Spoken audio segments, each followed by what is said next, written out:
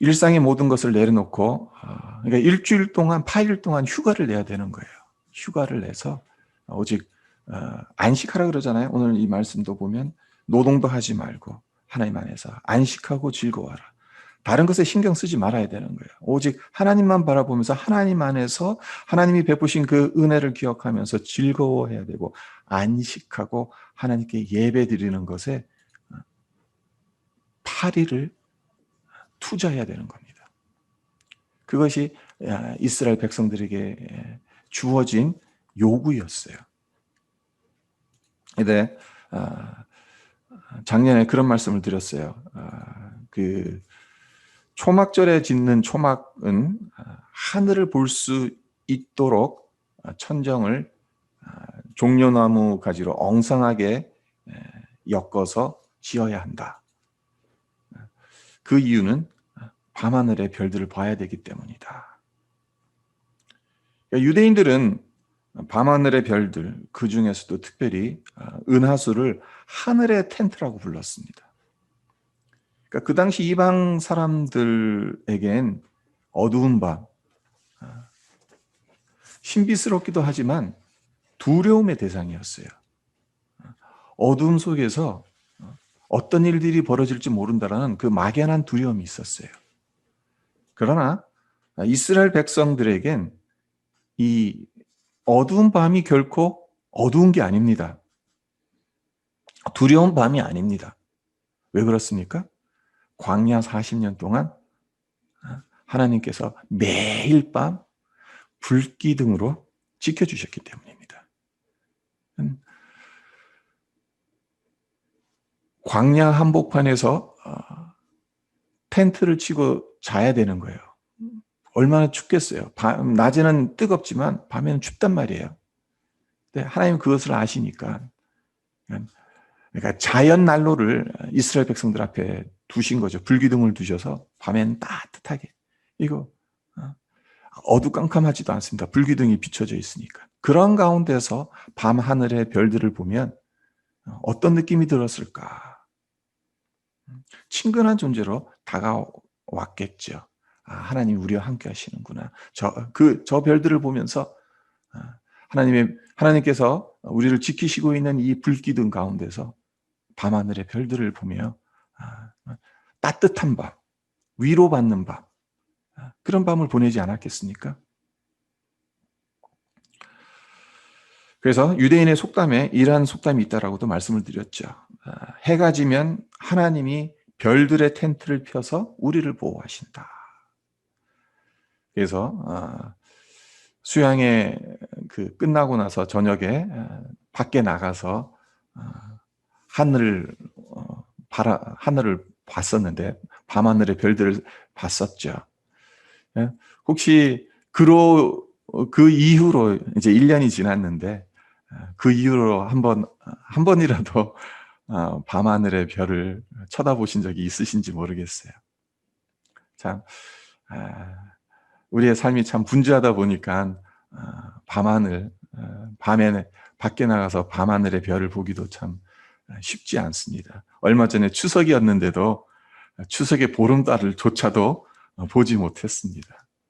그것이 우리의 삶인 것 같은데 참 하나님께서 베푸신 그 은혜가 사실은 우리를 둘러싸고 있는 이 자연 안에서 이루어지고 있거든요. 그러니까 자연을 통해서 하나님의 은혜 안에 잠기는 그러한 시간들을 갖는 것도 상당히 중요하다고 생각이 됩니다. 네. 초막절에는 세 가지 차원에서 초막절을 바라봐야 됩니다. 그러니까 과거의 차원에서 봐야 되고요. 또 현재 차원에서도 봐야 되고 또 미래의 관점에서도 봐야 합니다. 그러니까 과거적인 관점에서 초막절을 보게 되면 어떤 의미가 됩니까? 그러니까 이스라엘 백성들, 그들의 조상들이 떠돌아다녔던 40년의 광야 여정, 그 광야 여정을 불편한 초막에서 일주일을 보내면서 몸으로 경험하라는 하나님의 뜻이 담겨져 있는 것입니다. 집 나가면 개고생인 것인데 유대인들은 지금도 초막절만 되면 고생을 사서 해야 되는 것이죠. 그리고 그와 함께 광야에서 만나로 먹이셨고 불기둥 구름기둥으로 인도하셨고 대적으로부터 안전하게 지켜주셨던 하나님의 은혜를 기억하고 감사라는 의미가 담겨져 있는 겁니다. 초막절의 1차적인 의미는 과거로의 회고입니다. 가나안 땅에 정착한 이후에 농경 사회에서 이젠 편안하게 안락하게 살아가고 있는 이스라엘 백성들, 그들에겐 이 광야의 수고스러움, 광야의 그 어려운 시간들을 잘 몰라요. 그들의 조상이 어떤 시간들을 보냈는지 잘 몰라요. 그러니까 하나님께서는 그것을 잘 아시기 때문에 장치를 마련해 두신 거죠. 1년에 한 번이라도 일주일 동안 너희 조상들이 광야에서 초막을 치고 살았던 것처럼 그것을 재현해라. 그 불편함을 감수하면서 하나님께서 너희들 조상에게 베푸신 그 광야의 은혜를 한번 몸으로 체험해봐라. 그것이 초막절의 1차적인 의미입니다. 그리고 또한 현재적인 관점에서 보면 초막절이 지니는 의미가 무엇인가? 초막절은 철저하게 추수감사입니다.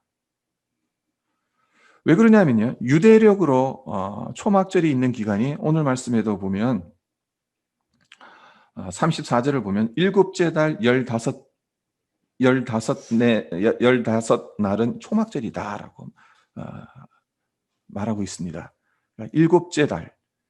우리식으로 하면 7월 15일부터 일주일 동안 22일까지 초막절입니다.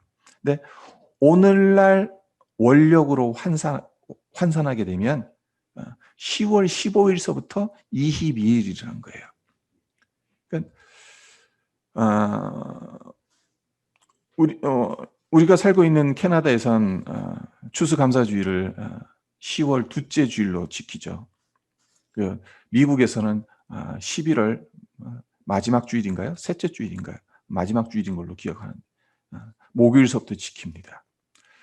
근데 사실은 우리가 지켜야 되는 추수감사주일의 그 원형은 그 메이플라워를 타고 영국에서 건너온 청교도들 모진 겨울을 보내고 난 이후 하나님 앞에 처음으로 추수한 것을 가지고 감사했던 그 추수감사 주일이 아닙니다. 사실은 그 원형은 이 초막절에 있어요. 성경에 구약시대에 이스라엘 백성들이 지켰던 초막절이 우리가 본으로 삼아야 되는 추수감사절의 원형입니다. 근데 이 초막절에는 추수감사의 의미가 있는 거죠. 10월 15일에서 22일이다. 이스라엘 지역도 북반구에 있죠. 중위도에 위치한 나라이니까 여기 캐나다, 미국, 우리나라나 마찬가지로 10월쯤 되면 이제 다 추수해야 될 때잖아요. 그러니까 한국에서 추석도 9월, 10월에 있고 또 캐나다에서도 10월에 추수감사가 있고 그 시기적으로도 거의 비슷한 거예요. 비슷한 위치, 중위도 지역이 있으니까. 네, 10월 15일부터 20일까지 8일 동안 추수의 기쁨과 감사를 드려야 하는 절기였습니다. 네, 한번 생각해 보세요. 농사 짓는 사람들에게 한 해 동안 땀 흘려서 수확한 곡식들을 곡간에 모아드리는 것. 이보다 더 큰 기쁨이 어디 있겠습니까? 이런 이유로 이스라엘 백성들에게 가장 인기 있는 절기가 바로 초막절이었어요. 먹을 것이 풍성하니까. 모든 것이 풍성하니까 가장 좋은 거예요. 하나님 앞에도 정말 마음껏 드릴 수 있고 또 그러니까 이웃들과 또 가족들과 함께 풍요롭게 즐길 수 있고, 그러니까 우리식으로 하면 추석인 거죠.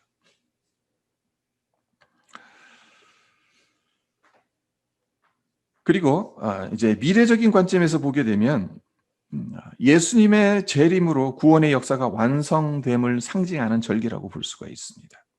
그러니까 한 해의 농사를 마무리 짓고 기뻐하는 것처럼 예수님이 재림하셔서 성도들을 하늘 아버지의 집으로 이제 알곡으로 데려가시는 거죠.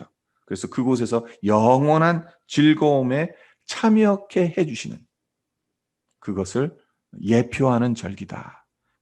궁극적으로는 예수님께서 이 땅에 오셔서 우리 성도들을 추수하게 되십니다. 그러니까 예수님께서 추수할 것 두 가지입니다. 하나는 성도들을 알곡으로 곡간에 들이시는 거고, 또 그렇지 않은 예수님을 믿지 않는 자들은 가라지로 나누는 겁니다. 그때가 온다는 겁니다. 그것이 초막절에 담겨진 미래적인 관점이라는 거예요. 그러니까 초막절에는 종말론적인 개념도 들어가 있는 것이고 선교적인 개념도 들어가 있는 거예요, 결국에는. 그런데 초막절에 관한 이 말씀들을 묵상하면서 이런 생각을 해봤습니다. 그러니까 우리가 알고 있는 초막절의 이 방점은 초막이잖아요. 그러다 보니까 추수감사라는 것에는 우리가 신경을 별로 쓰지를 않았습니다. 그러나 이스라엘 백성들 입장으로 보게 되면은 추수감사의 기쁨이 더 큰 거예요. 그들은 직접 이때에 추수감사하고 난 후에 하나님 앞에 드리는 절기였으니까 그들의 마음속에서는 추수감사의 기쁨이 더 큰 겁니다. 그러니까 제가 말씀드린 것처럼 가장 인기 있는 절기인 거죠, 이스라엘 백성들에게.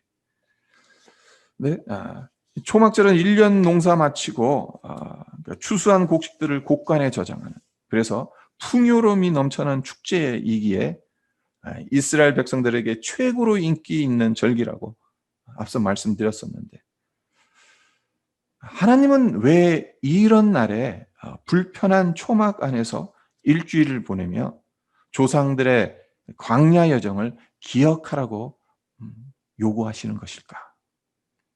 그냥 그 추수의 풍요로움을 마음껏 즐기도록 내버려 두시면 안 되는 것인가? 그러니까 앞서 말씀드린 것처럼 우리 추수감사 주일에 그 원형은 초막절이어야 한다는 그 의미가 사실은 이 안에 담겨져 있습니다. 우리가 이제까지 추수감사주의를 지내면서 사실은 어디에 강조점이 놓여져 있죠? 하나님의 은혜.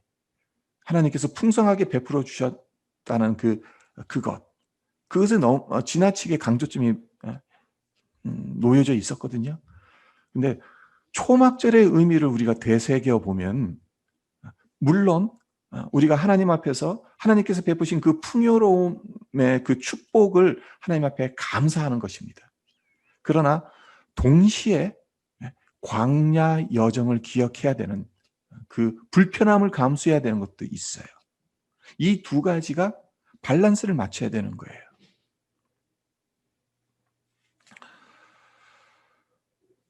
광야는 하나님의 말씀을 듣는 곳이라고 할 수 있습니다. 풍요로움 속에선 하나님의 말씀을 제대로 듣는다는 것이 사실은 쉽지가 않습니다. 그래서 지난주 수요일 날 우리가 성경 통독하면서 신명기 1장부터 11장을 우리가 읽었었는데, 신명기 8장 12절에서 14절도 우리가 읽었었죠. 기억하실지 모르겠지만 제가 다시 한번 읽어드리겠습니다. 내가 먹어서 배부르고 아름다운 집을 짓고 거주하게 되며 또 내 소와 양이 번성하며 내 은금이 증식되며 내 소유가 다 풍부하게 될 때에 내 마음이 교만하여 내 하나님 여호와를 잊어버릴까 염려하노라. 이제 가나안 땅에 들어가게 되면 젖과 꿀이 흐르는 땅이기에 사시사철 먹을 것을 내고 이 곡식들이 모이게 되고, 그러다 보면 이제 풍요롭게 되고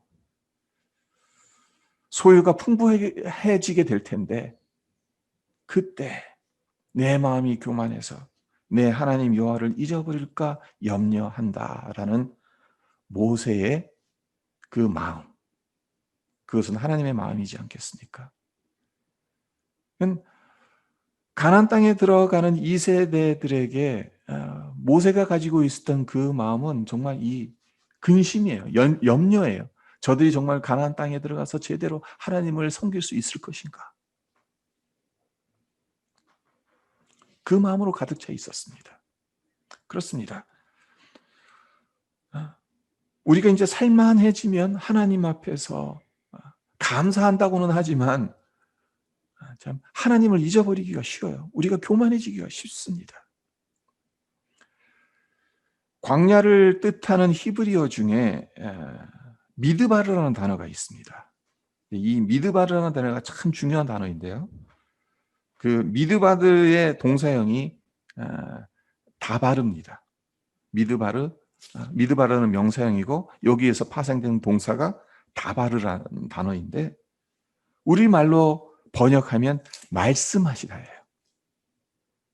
그러니까 광야라는 미드바르라는 이 명사가, 이 광야라는 뜻을 가지고 있는 미드바르라는 명사가 동사로 바뀌게 되면 우리식으로 생각하면 뭐 광야와 관련된 단어가 나와야 되잖아요. 뭐 광야 속에 있다, 뭐 그런 식으로 개고생하고 있다, 뭐 그런 식으로. 근데 성경은 미드바르라는 이 명사가 다바르라는 동사로 넘어갈 때 그 뜻이 말씀하시다라는 뜻으로 변환이 돼요. 참으로 놀랍지 않습니까?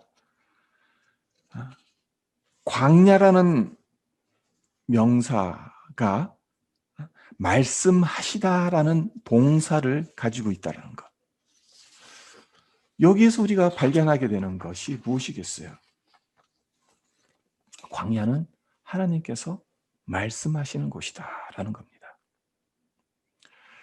자, 세례 요한이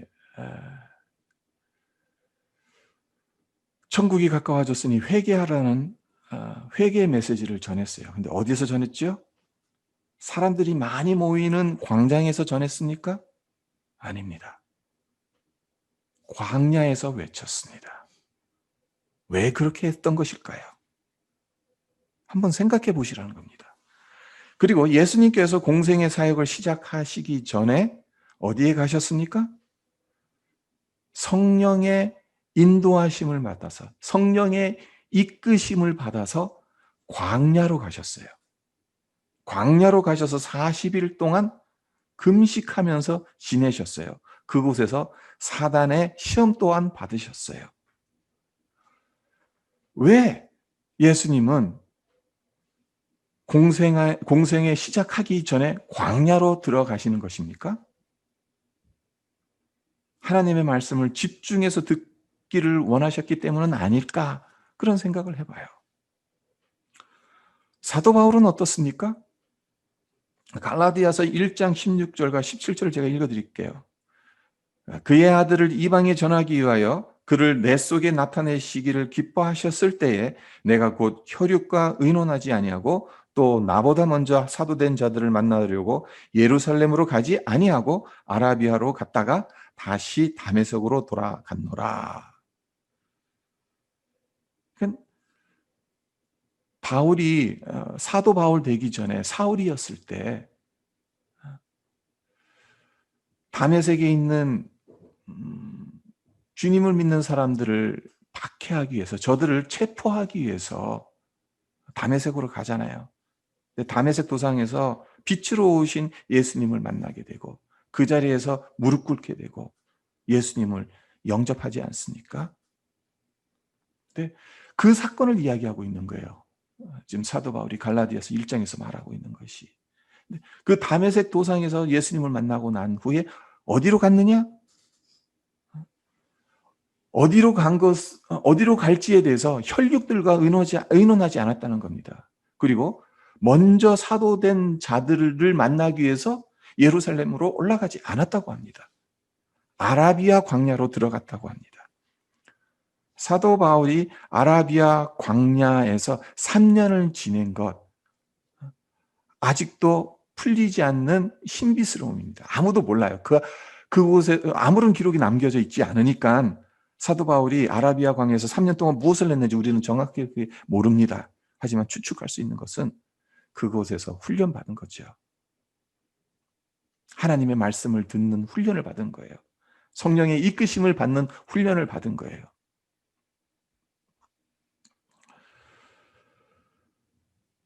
세상 사람들에게 광야는 거친 땅입니다. 피하고 싶은 곳이죠. 하지만 하나님 앞에서의 광야는 하나님의 말씀을 깊이 들을 수 있는 곳입니다.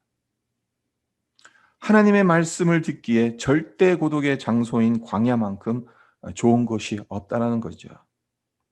평상시에 분주하고 바빠서 깨달을 수 없고 마음에 새길 수 없었던 하나님의 말씀을 들을 수 있고 또 새길 수 있는 곳이 광야라는 것입니다. 한 가지 더 놀라운 점을 말씀드릴게요. 이 미드바르, 광야라는 히브리어 미드바르에서 파생된 단어가 또 하나가 있습니다. 미드바르가 동사로 바뀌면 다바르가 된다고 했어요. 말씀하시다라는 뜻을 가진. 근데 이 미드바르에서 파생된 단어 중 하나가, 다른 하나가 뭐냐면 드바르라는 단어입니다.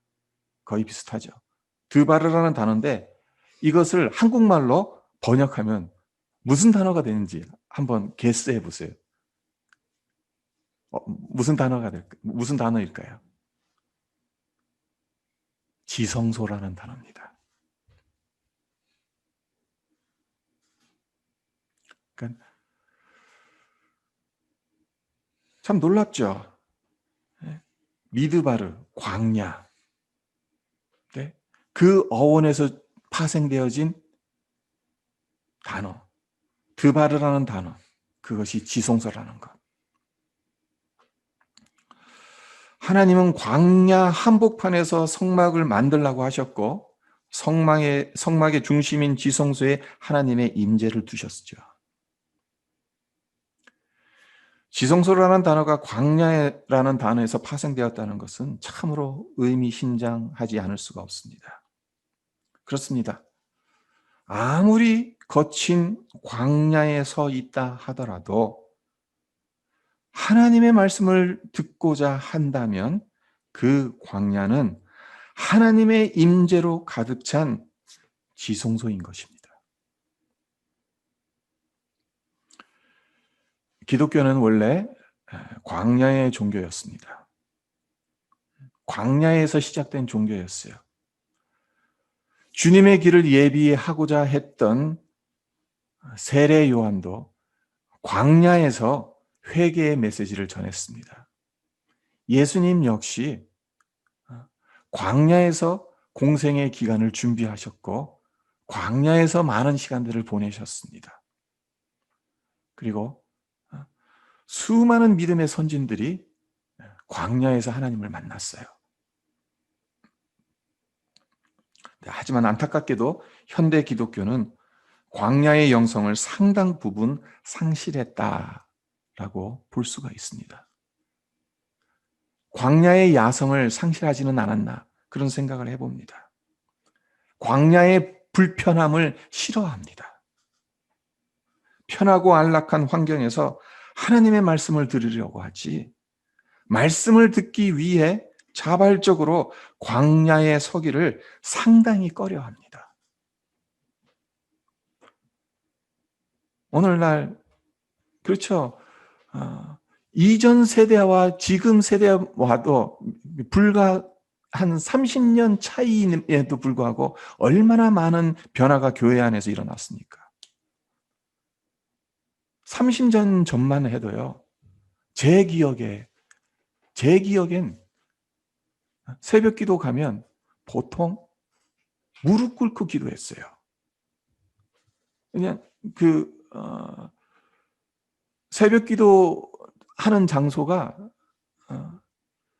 예배당이 아니라 보통 많은 사람들이 모이지 않으니까 소규모가 들어가는 방이었고 그냥 방바닥에 앉는 거였어요. 그러니까 무릎을 꿇어야 돼요. 근데 요즘 새벽 기도하는데 그렇게 무릎 꿇으면서 무릎 아파가면서 말씀을 듣고 기도하고 그러진 않습니다.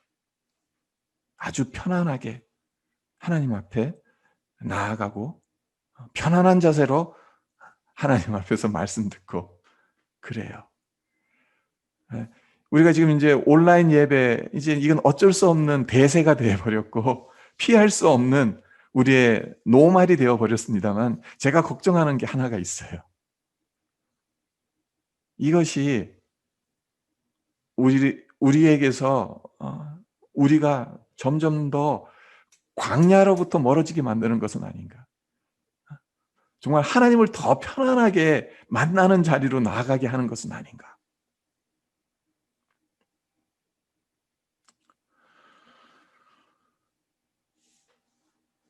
초막절의 초막이 우리에게 주는 영적 메시지가 무엇인가?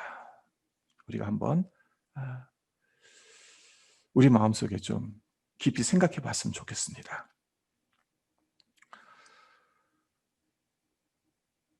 추수의 풍요로움에만 머물지 말라는 것은 아닐까요?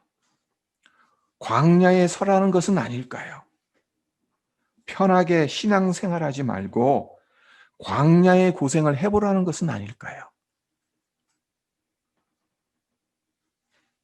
모든 곡식을 다 추수하고 기쁨으로 이제 한 해를 마무리하는 그 시점에서 그 풍요로움에 취해 있지 말고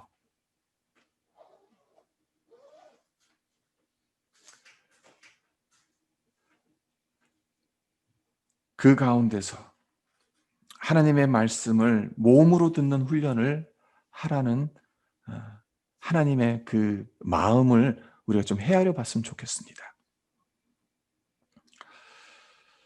올해는 코비드19로 말미암아 그 어느 때보다 풍요로움과는 거리가 멀어 보이고 심적으로도 여유를 가지기가 힘듭니다.